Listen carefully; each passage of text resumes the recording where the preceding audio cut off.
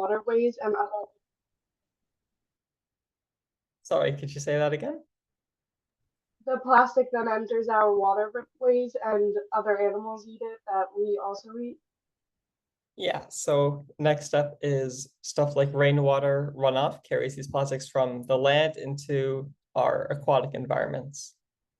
Step 4, you also kind of touched on, are small organisms ingest these microplastics. Can someone give me step 5 and step 6 too? Just throw it in there.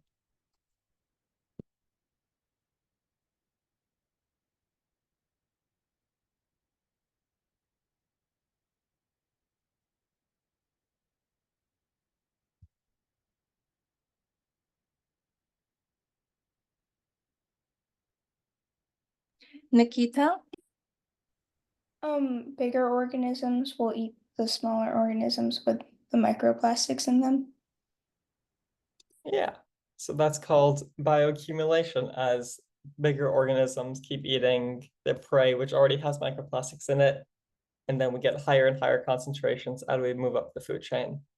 And then lastly, we eat big organisms, and now it's in our bloodstreams, which is what we want to avoid because that's not very good for us. So we have 4 types of solutions. Our first one is individual actions.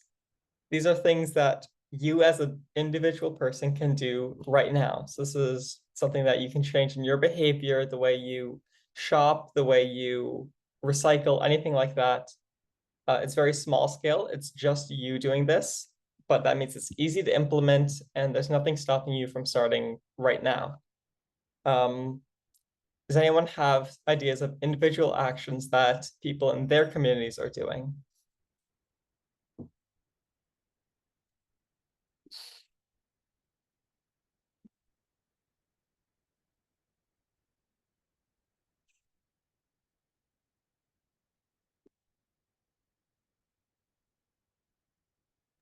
Zarella?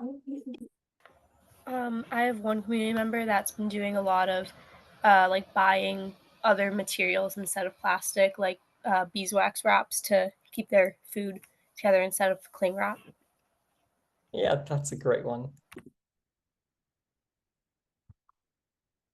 Malak?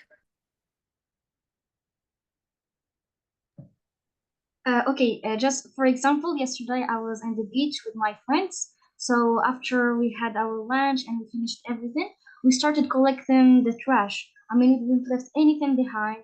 And also, we found some plastics on the sand and like something like that. So we take everything and put it in its own place. I mean, the trash bag.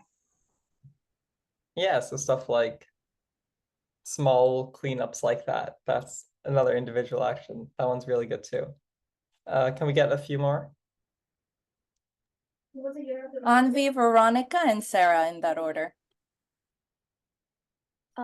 Like avoiding appliances or like daily uses or items that like have microplastics.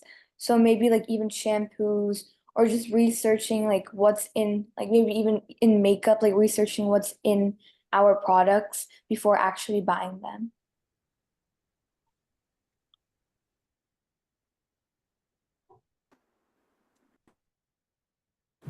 I know someone in my community who really is good at not using plastic is my dad. And he like started really small, like simply buying like good ingredients, and then it really like slowly led up to like avoiding plastic when he can, which is like really cool because like if you just start out small, like even that small thing will like lead up to something really big and really helpful. I feel like most of the plastics that are being used right now are either like bottles of water because they're produced a lot, or plastic containers. I feel like they're both the most common one. So if we just start by using maybe paper containments and some metal cups or like plastic cups that can be reused a lot of times, I feel like this could help a lot, either our community, and also it could be more useful. Yeah, let's get one more. Rania?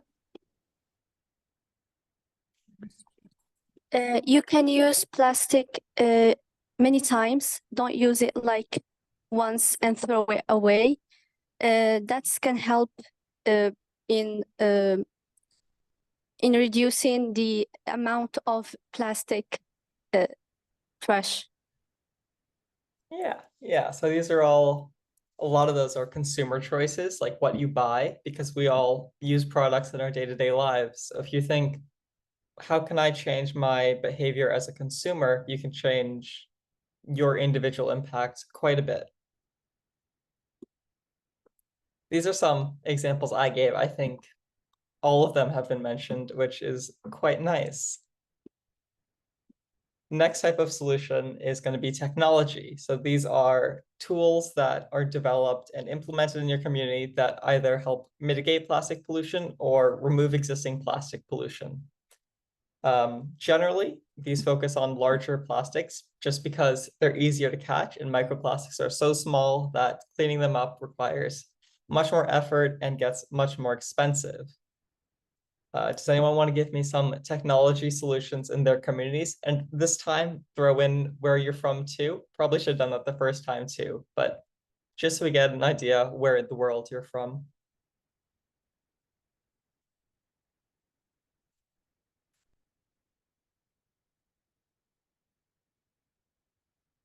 Sarah, go ahead.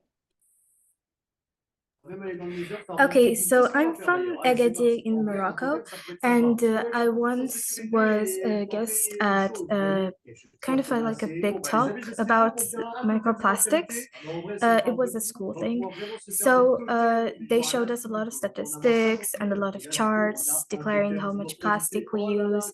And they also put it up a website, if I remember correctly, where you could see on live how much plastics on average you can see from Morocco. I don't think it is in anymore because I tried to log in a while ago, but it doesn't work. But I think it was a very nice gesture for them to put up this because you can see online how much damage you're causing and how much bad you're doing in the world. And you can also see how much improvement you could make. Yeah, that connects to another type, which we're going to talk about next. But it's very good that you brought that up because I want to talk later about how these are all connected. Can I get a few more?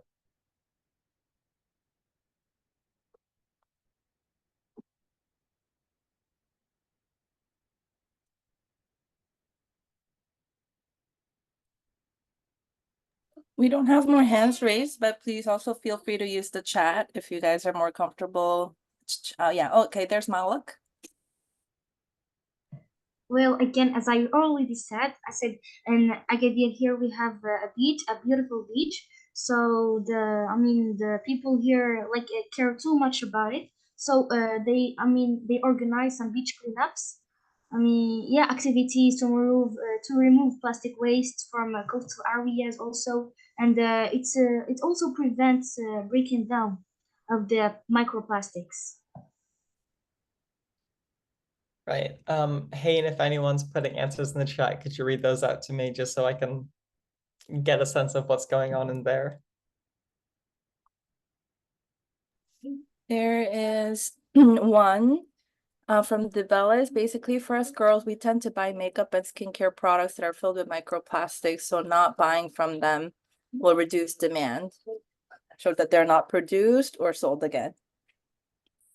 Yeah. We've got some good answers. I think I'll take one or two more for technology.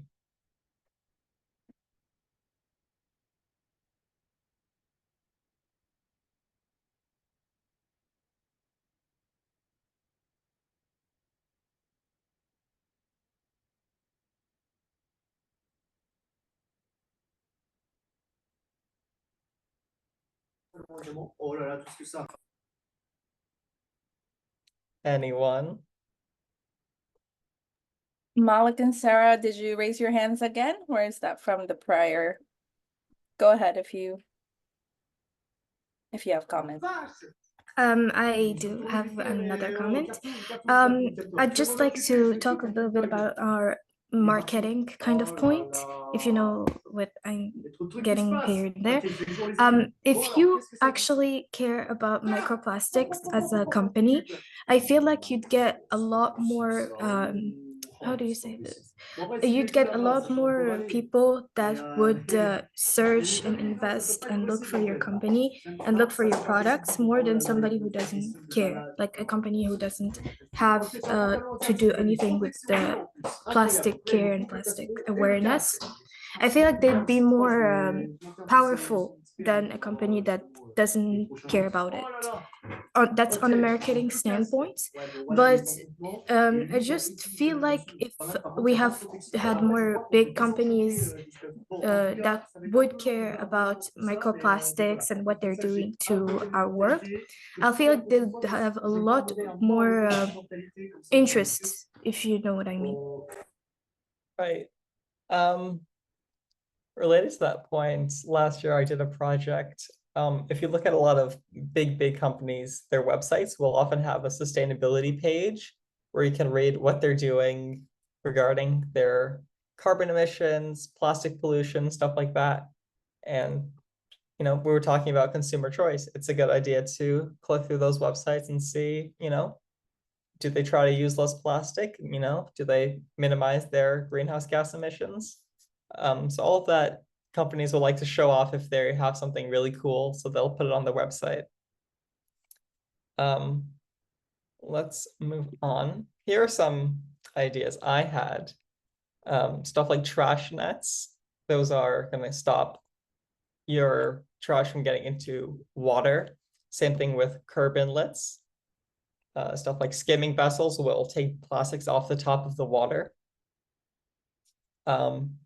But these are all, just looking at them, these are all pretty, except curb inlets, that's a fairly easy solution. But these other ones look expensive. If you're going to implement them on a large scale, you really need to commit. That's not something really you can do without funding, which is a downside of technology. Sometimes solutions can be really good, but not practical for all communities to do just because of how expensive they can be.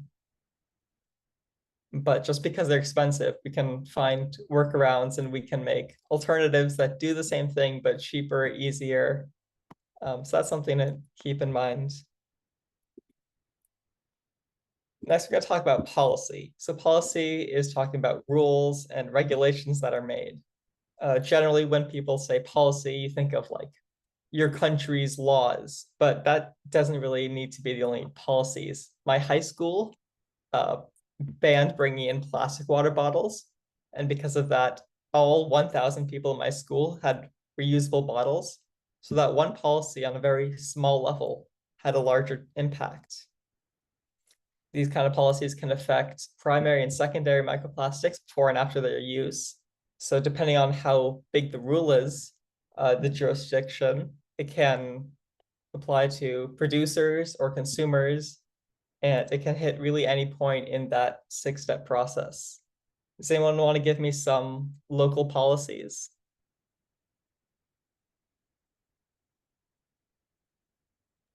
Let's go in the order of Brandon, Nikita, and Zarella.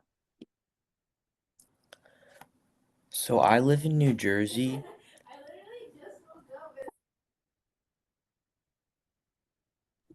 Sorry. So I live in New Jersey, and plastic bags are banned, so stores don't give them out. Yeah. Yeah, I'm from New York. We have the same plastic bag ban. Mine was gonna be the same plastic bag thing because I also live in New Jersey.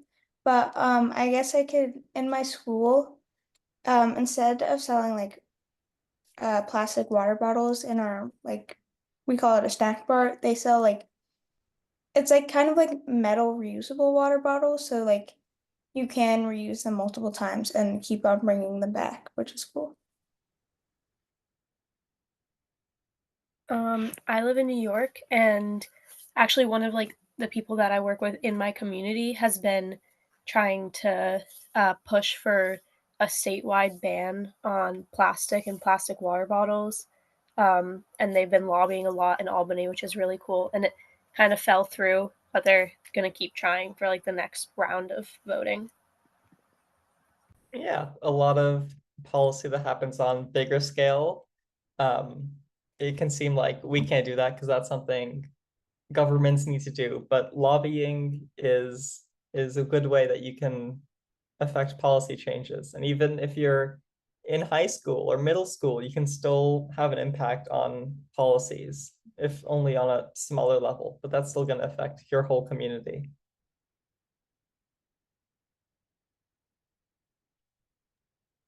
I think this was a comment from before when we were talking about the technology or innovation, but maybe it could also link to policy. So DeBellis had written, what about thermal decomposition? Yeah, so a lot of these kind of things will not be just one. A lot of these will link, which I think, let's finish a few slides and then we can talk about that. I have a few here. I've given you two different examples. Copenhagen and Tunisia have rulings on larger scales, which is a super cool thing to see happening. But you can see there, one's a smaller scale like citywide, and then one's on a bigger national scale. And both of those are super effective. I have a resource for you here, globalplasticlaws.com. It only really focuses on big like city and nation laws, not really community rulings. But if you want to click through it and see, you know, what has my country done? What has countries around me done? What have other countries done? You can sort the rules by, you know, different types of jurisdictions. What are they working on? You can see some of those on the right, and on the left, they have a very nice map view. And I figured you're all learning mapping, you might find that interesting. So you can see that's a cool example of some data visualization through a map. I can put the link in the chat for you just so it's easier.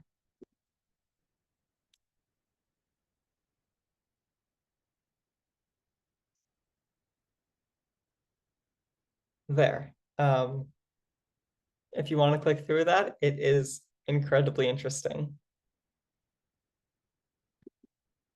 Moving on from policy, we have our last type, which is education. So this is outreach work. You already know stuff about plastic.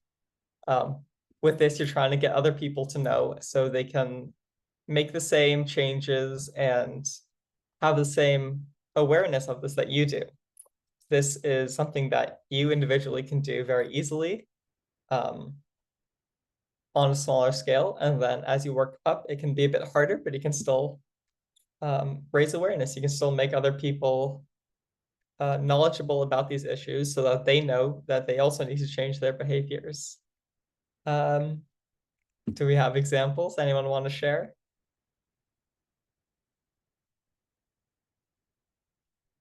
Zarella? Yeah, with that same woman that is doing all that plastic legislation for New York, she and I also did a community event where we did some posters and had a table, and we, as our climate smart community team, and we inform people about recycling and how a lot of things aren't recycled and how to deal with their waste properly.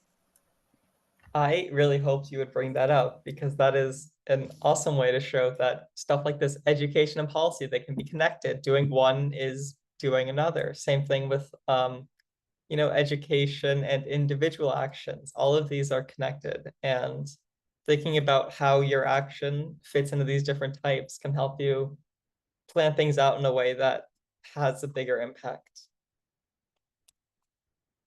Nikita and then Sarah? I'm like our school's environmental club co-head, and so we try to host a lot of events. Like we have a harvest festival, so that targets like small kids, and we like teach them how to have fun sustainably, like making trash art. And then we hold symposiums. And so this year we're trying to reach out to multiple different schools and have them come. So we'll have speakers talk to everyone and a bunch of different workshops. And also this year we're trying to get like our club specifically to lobby with our government. And like if other people want to join from our school, that would also be great. Yeah, that is awesome. Did you say where you were from? Oh, sorry, I'm from Princeton, New Jersey. Oh, cool.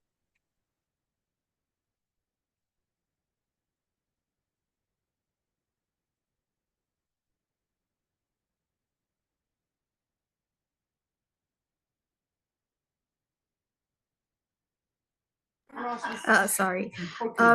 As Nikia kind of said, it could be very nice to spread a little bit more the word to the youth, especially because of how they're going to become, of course, the future of this planet and everything that is in it. And I'd also like to talk about normalizing this issue as something that is happening rather than a kind of taboo thing that nobody wants to talk about because of how it's kind of two-sided. Some people are with it, some people are not with it. So I'd say it's also good to spread awareness to other people. Youth, I think it should be like an obligation, but other people should also get to know about how much problems we're kind of creating to ourselves and how we're shooting ourselves in the foot. But mostly, we should just normalize this issue as something that's happening and try to find ways to become better instead of just ignoring it. Yes, a lot of it is just talking about it and having other people know that they can talk about it does so much for bringing around larger change.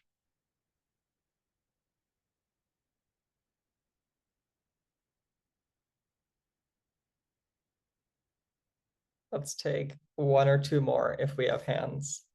Sure, Ala and then Arwa. Well, education helps improving behavior change as long as education can also help other understand the consequences of plastic pollution, including the effects on marine life and maybe our health as well.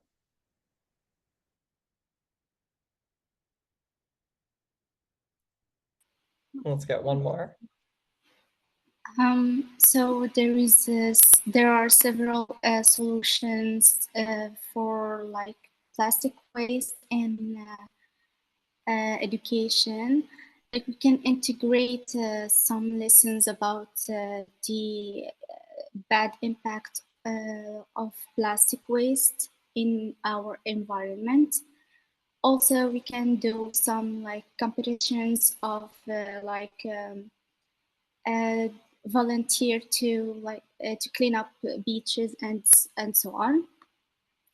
And I think teaching like kids to recycle is a good thing so that they can grow up and know that plastics is affecting our environment in a very bad way. Yeah. A lot of people know plastics are a problem. They know that microplastics can get into our blood, but they don't really know what that means. Is that dangerous? What does it do to me? Does it affect my family? And I think focusing efforts on helping them realize what the problems are and how it affects them. A lot of people aren't going to like turn down your education attempts. A lot of people are just not aware, and helping them learn what they don't know and what you do know. Maybe they'll also start doing education and spreading awareness. Some of my ideas, I think all of you hit them, but even creating and sharing story maps like you're doing here, that's bringing awareness to the issue. That's a very easy way to share information. All right, there's no right answer here. What type of solution do we think is the most effective, just based on what we've heard so far?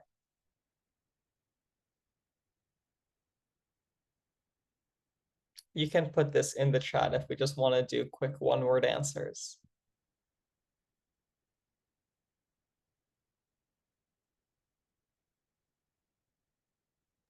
Gianna, you have your hand raised? I think policy is the most effective because then it becomes like a law and most people follow the law. That's great. So we have policy, policy, individual action, policy, individual, policy, individual, policy, education policy, policy, individual, education.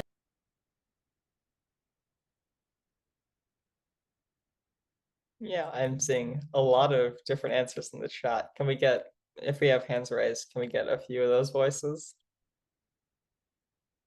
Let's go Malak, Veronica, Zarella, and Arwa.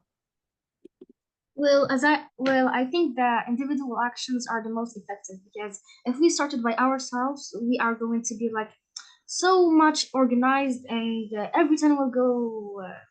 Well, how do I say it? I mean, everyone will be included and everyone will be involved in the cleaning, and also we are going to know a lot about our global, and we also are going to help it because I mean we should start by changing the mindset and also the actions of people. I think while those can be individual actions, a lot of that can fall under education work of helping other people realize what they can be doing and enacting change that way. So there's a bit of a gray area there between individual actions and education work. I think education is most efficient because education will lead to individual action, which later on can lead to technology or policy solutions. Yeah, I think I've seen all of the answers quite a few times in the chat. Let's pivot a bit. If we can't decide on a single most effective, do we think we can identify one that is least effective? One that we should the least focus on?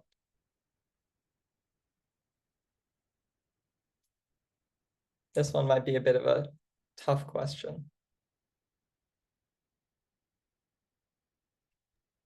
To Arwa and Rania and Malak. Brand, oh, okay, yeah. For the least effective solution, I think technology, because it's a lot expensive. However, education and individual actions are so simple, and everyone should be aware of the bad effects around them, and then we'll do a good thing to help in reducing plastic waste.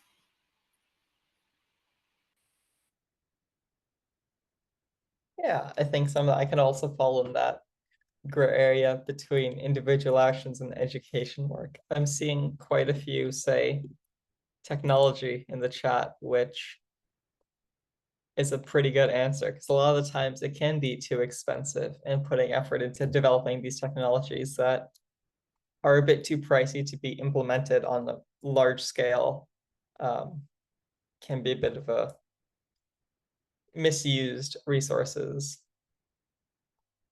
Do we have any other hands? Yeah, we have Brandon and Rania.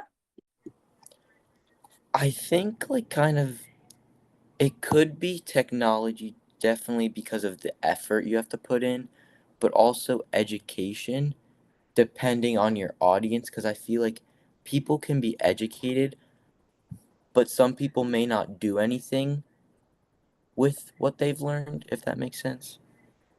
Yes, apathy can be a big problem when trying to raise awareness for these kinds of issues.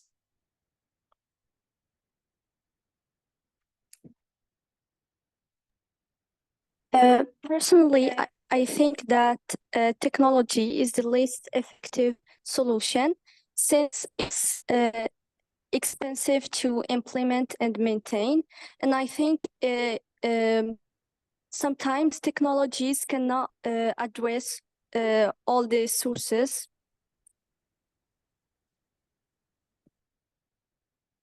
Yeah, that's a solid answer. Let's Well, go ahead, Alex, sorry. yeah. Well, as I said, I don't think there's a least effective solution because we should give them the same degree of importance. And also, everything we do somehow will help the global, somehow will save so many lives. So we should not see from the point that this thing or this solution, sorry, is not effective or least effective. I think we should give them the same importance, and we should also look for other solutions, maybe. Yeah, I'm liking all of these answers we're getting. We have 3 more hands, so maybe we can go through it if we have time. Wiam, and Amukta, and then Sarah.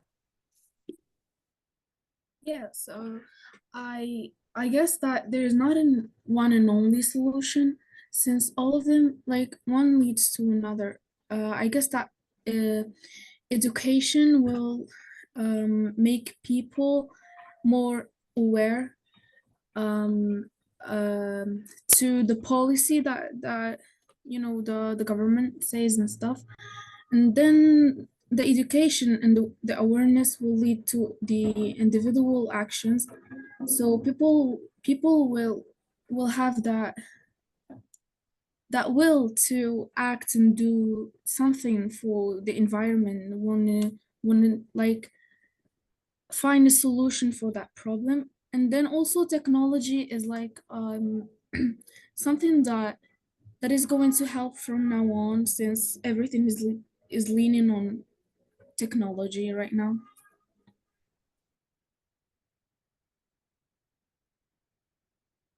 Yeah, if we have hands, I think we can take 1 or 2 more. Let's do Amukta and Violetta. Yeah, so I think education plays a really big role in being effective, because like educating, like, I guess the future generations is super important when we're trying to harness that kind of like power. And like with education comes choice. Like if you're educated upon something, you can choose to take individual actions and choose to like implement those like ideas that you were educated upon. In that like from that, basically, like technology and policies can be used as like kind of tools to, like, I guess, implement that kind of action.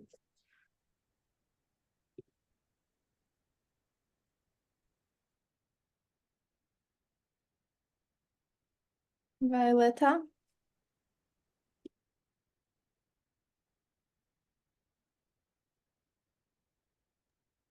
Interview. Hi.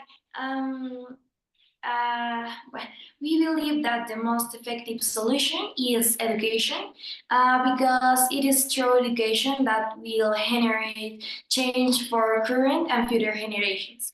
And it is through education that we generate answers over time. And we believe the least effective solution is individual actions, because not generate culture as awareness.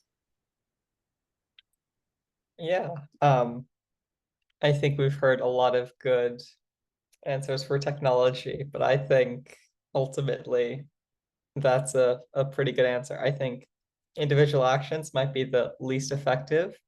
I think a good example of this is someone brought up the plastic bag ban. If you decide to stop bringing a plastic bag, that'll reduce some pollution. But if you have a policy to fully ban plastic bags, then now everyone's doing that, and you have the same effects on a much, much larger scale.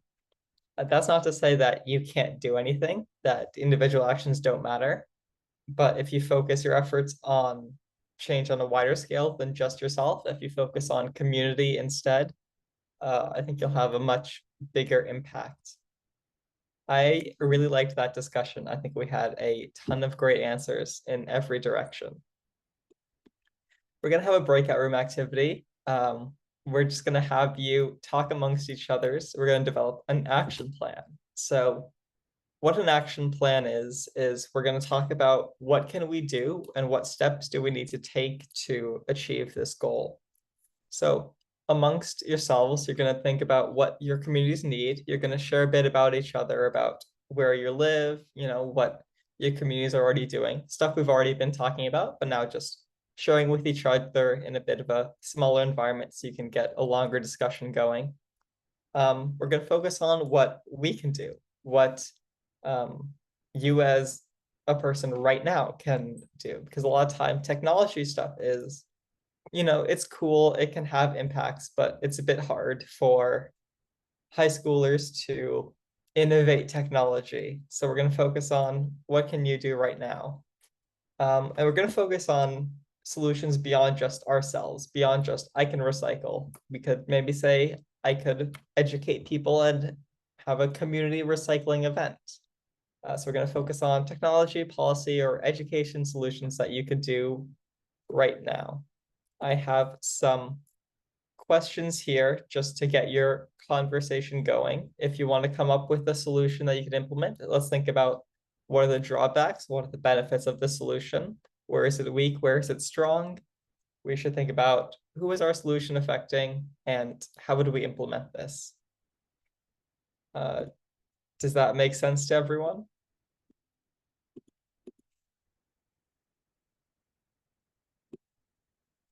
If your communities have different needs and different solutions are going to work, that's a good thing. Every community is different. Every community is going to have things that are more or less helpful.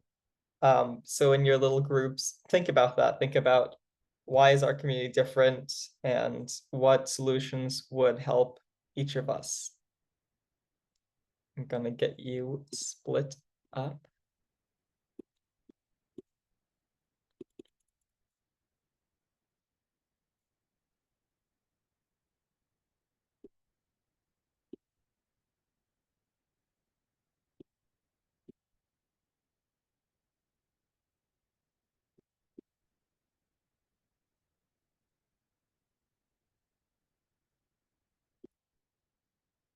All right, so I think I'm gonna send you all in a second.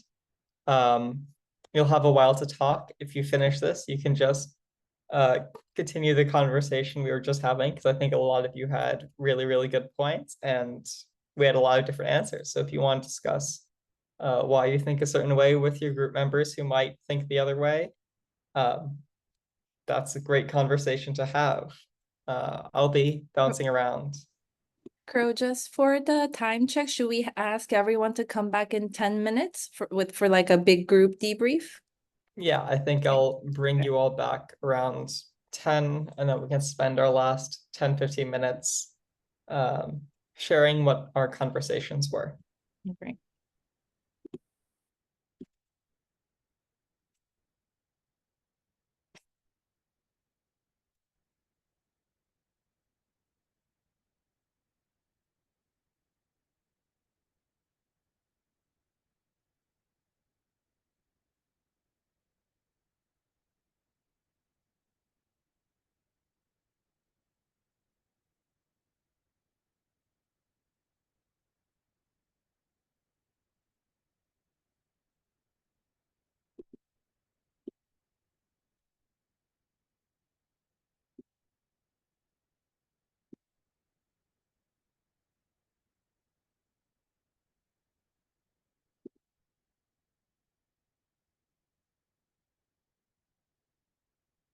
The four of you that are still here, are you able to join your breakout rooms? I can send you there manually if you're having trouble.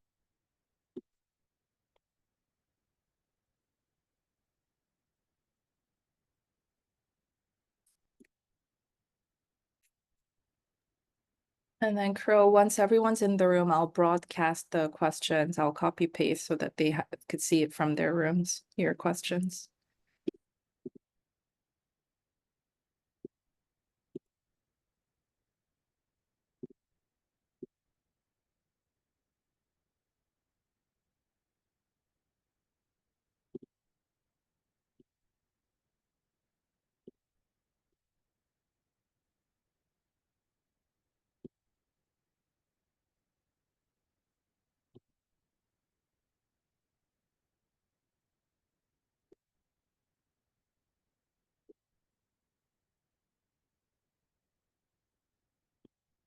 All right, someone in breakout room 6 is asking for help.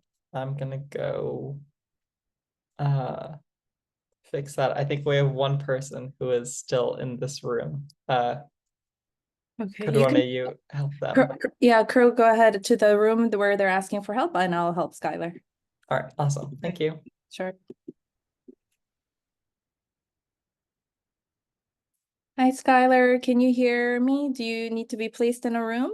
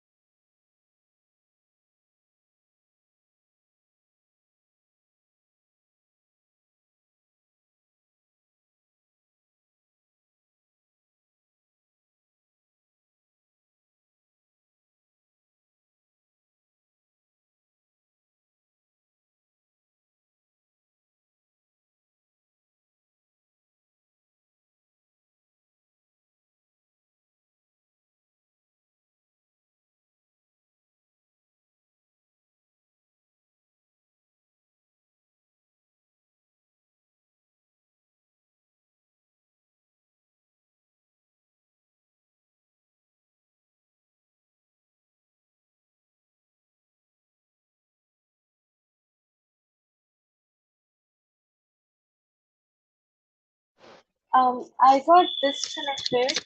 So if you could please send me to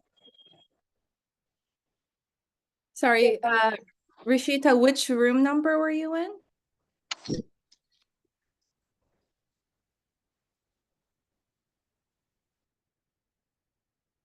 Rishita, can you hear me? Yes, I can hear you now. Sorry, yeah. Which room were you in before? As soon as the option of breakout rooms came, I got disconnected. So Ah, I didn't really go to it. okay. So I'll send you to a room now. Okay, you should be able to see it.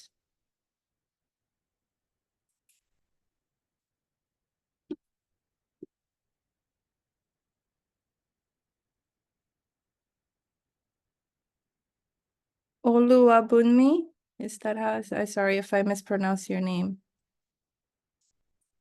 My students are here. So yeah. We Hello. just joined in. We just finished writing an exam, and some of them are just coming to join in. We are very sorry. We apologize for being behind schedule. No, that's all right. So we're actually in separate breakout rooms right now with a discussion. So I can assign you to a room, and there will be some people who are already in discussion. So let me do that now. All right, all right. There you go.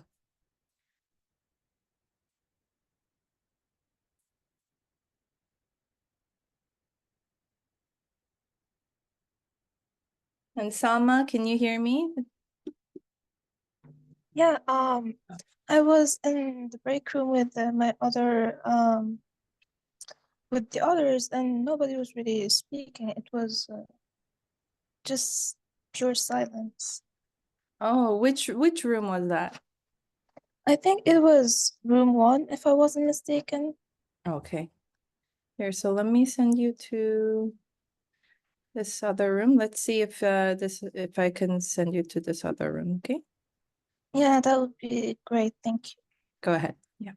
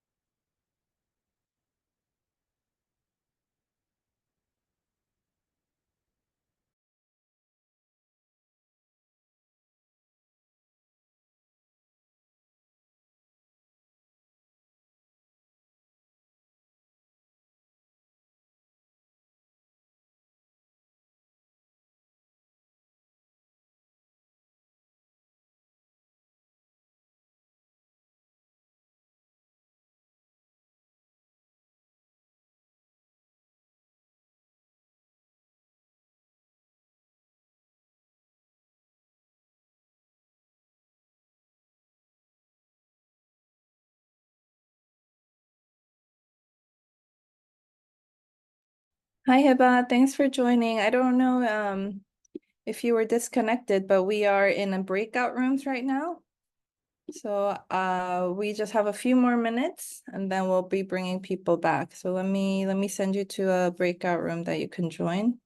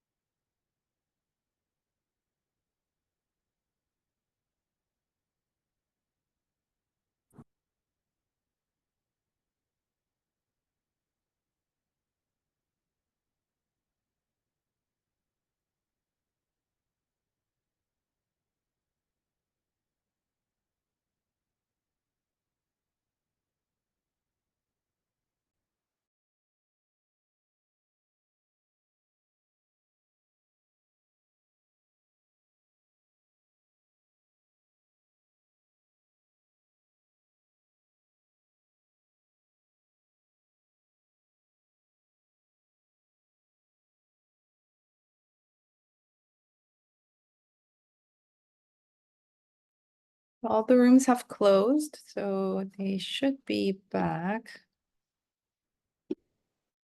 All right, I think I'm looking at the participant number. I think it's just about leveling off where it was before I sent you all to your breakout rooms.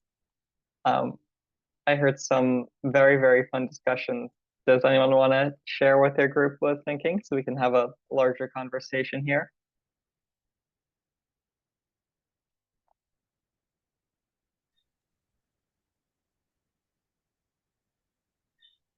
Malik, go ahead.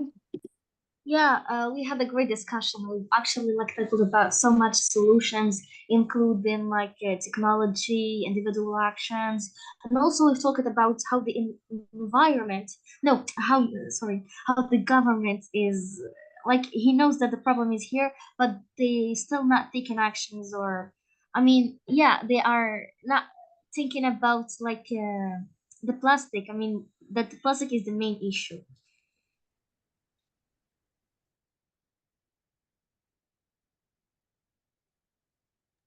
Pro, can you see the hands or no? I can't from here. Okay, Veronica and Debellis, and then Rania. In our breakup room, we talked a lot about like policies, and some technological solutions, as well as also utilizing different energy to like fund or to just like really utilizing your natural resources as well.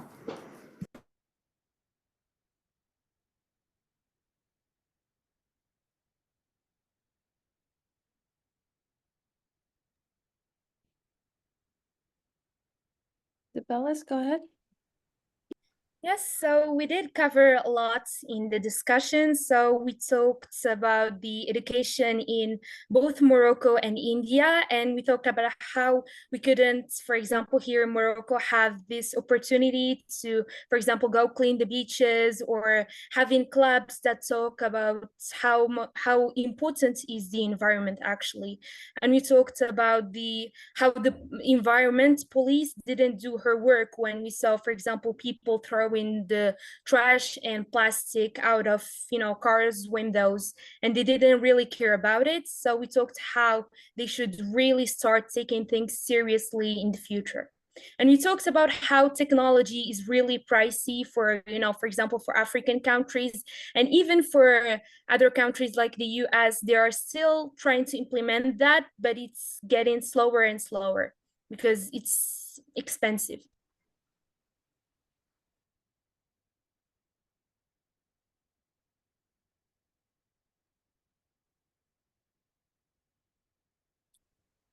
For our room, we talked about policies here in Morocco and in New Jersey. We talked about how the government try to confront this problem, and also we talked about some actions like making eco bags. So here I know an organization called Safa. They create some eco bags and distribute them to people with a little message that talked about how plastic really affect our environment in a negative way. Also, we talked about desalination here in Morocco.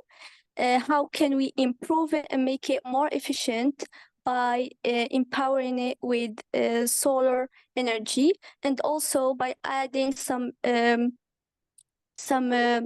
little some organism that can eat these microplastics, since the method here cannot clean the seawater from these little things.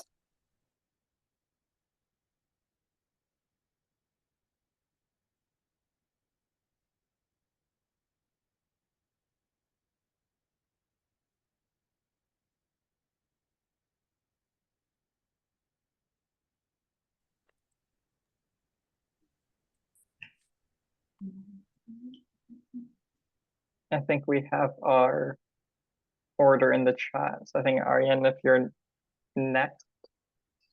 Right. So I talked with my group, and I think that we all agreed that really the only thing which only viable solution is to find alternatives that are significantly cheaper than plastic. This will lead to a very quick phase out of plastic and a substitution for these superior alternatives. If we would hypothetically just ban plastic outright with no prior planning, then I believe that would lead to a reduction in living standards and an increase in the cost of all sorts of commodities. So at least in my opinion, policy-based solutions would not be very effective. In our group, we talked about like why politics, why we don't have like such strict rules to that issue, and also like that leaded us to searching for other alternatives that like they can be the same price, they're way more expensive. And I just want to add about people who says why the authorities don't do their job, like for stopping people who harms the nature. For example, in Morocco, there is like over 35 million of people. India, there is over 1 billion. You can't control everybody, and I think that's the reason why we still have those issues.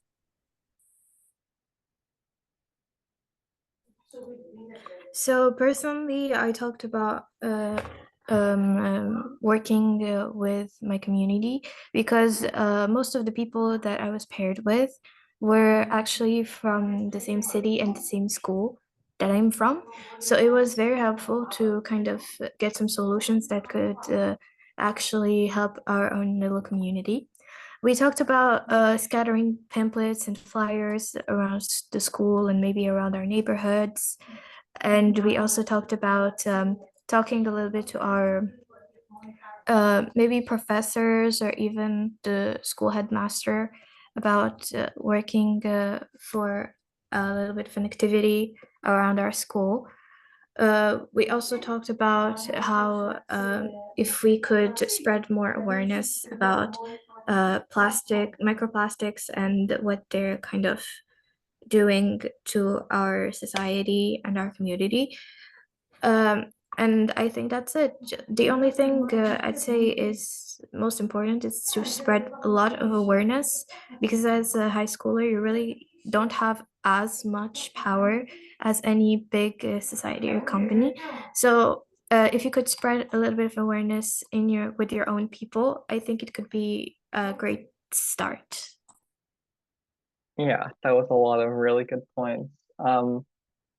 Especially as high schoolers, it's focusing on what you can do right now as opposed to what you could do if you were someone high up in a big company with power. And like you said, talking with people who are from your community, even if it's just like 1 or 2 friends from your school, just having people to talk about who are also knowledgeable about plastic pollution, it's such a great way to have ideas they can bounce off people and implement faster and bring together more people. We do have one more person, Arwa. Maybe you can share as well. Well, in our group, we talked about like replacing plastic like plastic lunch books that are used in school and are used just once with like another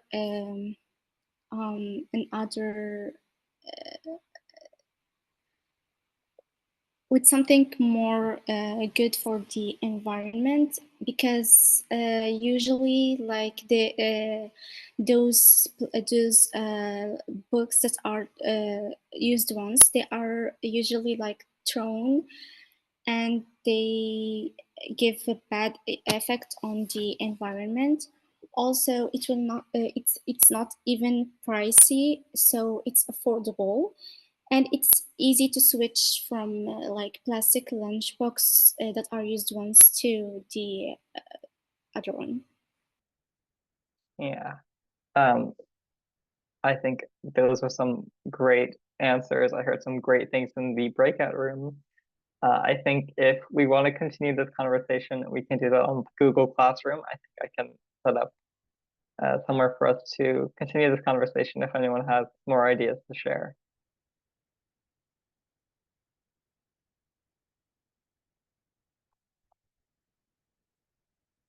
I think I can see one comment, one hand. So I think we can take a last comment and then that'll be the last one for now.